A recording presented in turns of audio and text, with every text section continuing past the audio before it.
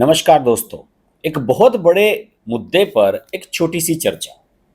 मुझे लगा कि वैसे तो मैं किसी सामान्य वीडियो में भी इस बात का जिक्र कर सकता था, इस पर उसमें हिंट दिया जा सकता था, लेकिन मुझे लगा कि एक छोटा सा वीडियो इस विषय पर जरूर बनाया जाना चाहिए। और बहुत सारी ऐसी चीज़ें हैं जो इस समय चल रही हैं, मीडिया के माध्यम से आ रही हैं, सामने राजनीतिक दल कर रहे हैं, उन सब का स्पष्टीकरण थोड़ा सा ये वीडियो आज देता हुआ आपको नजर आएगा। देखिए, मणिपुर के मुद्दे पर पार्लियामेंट में अमित शाह जो केंद्रीय गृह मंत्री हैं, उन्होंने बयान दिया था। लेकिन विपक्ष की मांग ये थी कि साहब नरेंद्र मोदी को इस पर बोलना चाहिए, जबकि ये जो भी काम है वो क्षेत्र है गृह मंत्री का।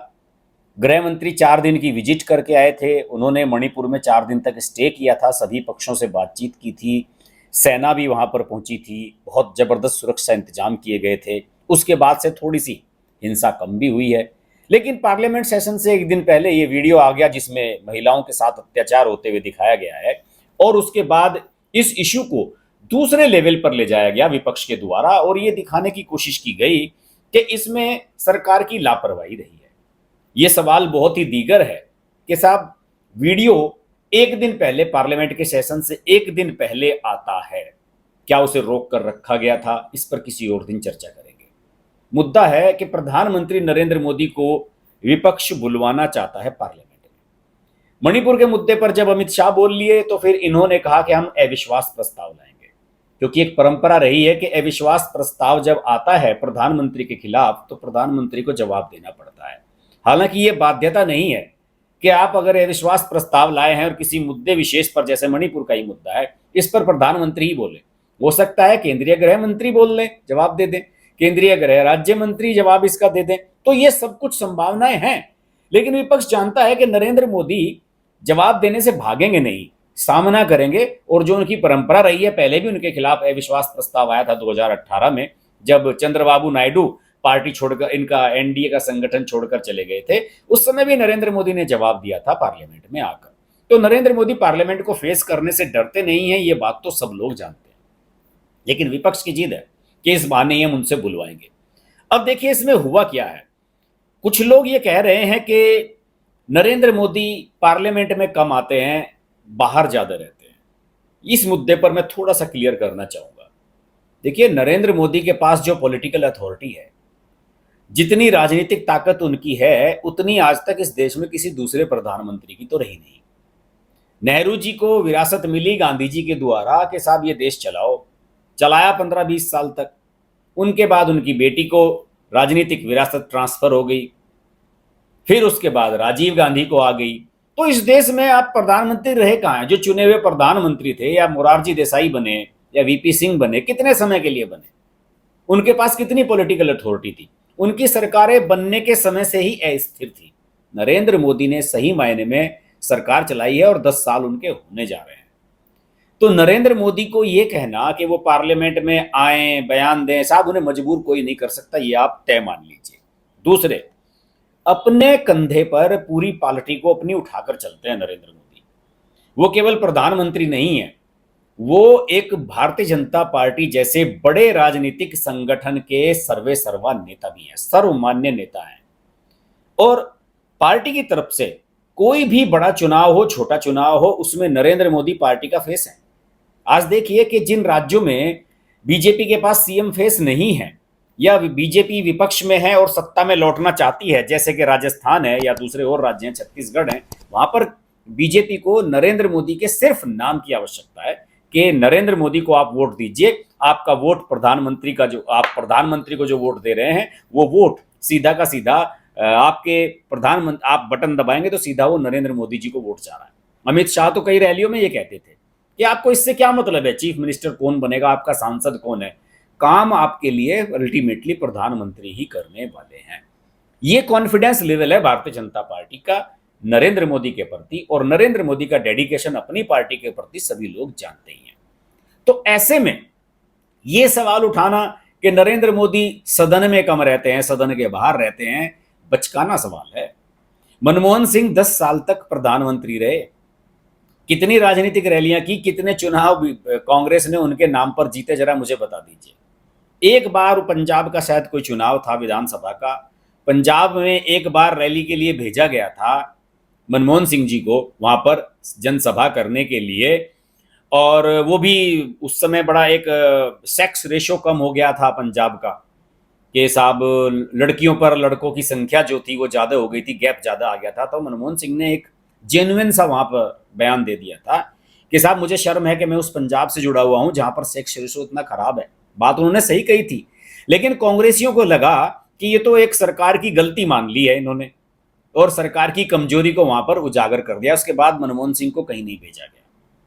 मुजफ्फरनगर का दंगा हुआ था 2013 में, मनमोहन सिंह का अंतिम वर्ष था वो प्रधानमंत्री के रूप में, जबरदस्ती उनको भेजा गया। पंकज पचौरी जो उनके राजनीतिक सलाहकार हुआ करते थे, पहले एनडीटीवी के पत्रकार थे, उन्होंने कहा कि साहब आपको जाना चाहिए, और इस मुद्दे के जो दंगा हो रहा है जाटों का और मुसलमानों का, अगर आप दौरा करने चले जाएंगे तो आपको राजनीतिक लाभ मिल जाएगा इसका। कांग्रेस के साथ मुसलमान जुड़ जाएगा, जो उत्तर प्रदेश में वो समाजवादी पार्टी के साथ जा चुका है। देखिए चाल समझिए इनकी, कांग्रेसियों की।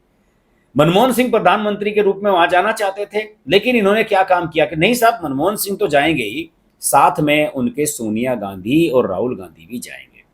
यानी कि क्रेडिट प्रधानमंत्री को ना चला जाए, क्रेडिट गांधी परिवार को दिलाना है। तो ऐसी कांग्रेस वो उम्मीद कर रही है कि नरेंद्र मोदी उनसे दब जाएं। साहब दबने वाले नहीं है। अपनी पार्टी को अपने कंधे पर उठाकर चलते हैं, जिस राज्य में प्रचार करते हैं अपनी पार्टी को जिताने का मादा रखते हैं, और जहां पर कमियां होती हैं उन कमियों को एक्सेप्ट करने में भी नरेंद्र मोदी पीछे नहीं हटते। दरअसल समस्या क्या है? समस्या ये है कि हमारे देश को पिछले 15-20 साल में एक इस तरह के प्रधानमंत्री को देखने की आदत पड़ गई है।